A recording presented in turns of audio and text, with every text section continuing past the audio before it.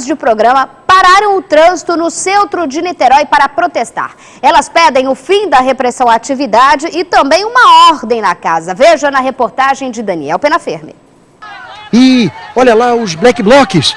Ué, mas não são os black blocs. Ah, será então que são aquelas mulheres árabes que cobrem o corpo todo? Também não. Estas aí são as primas, ou melhor, as garotas de programa de Niterói, que resolveram parar o trânsito. O protesto das meninas aconteceu em plena Avenida Amaral Peixoto, em frente à delegacia, ali, bem no meio, no centro de Niterói. Entre as garotas tinha até uma que não era bem uma garota. O grupo de cerca de 30 pessoas protestava contra a repressão policial ao trabalho das meninas. Algumas delas já chegaram inclusive a ser presas. A guarda municipal apareceu e tentou resolver tudo no diálogo. Não deu. Daí chegou a polícia. Teve empurra-empurra.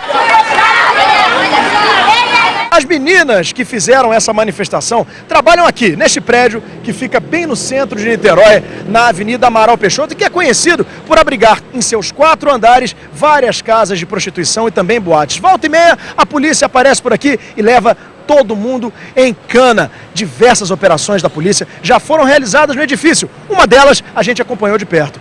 Foi no ano passado. Na ocasião era tanta menina detida que precisaram colocar todo mundo em ônibus da PM.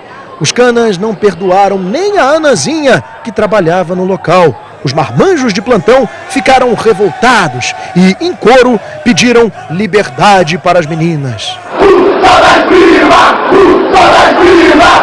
Mas do lado de dentro do prédio, a situação não é nada engraçada.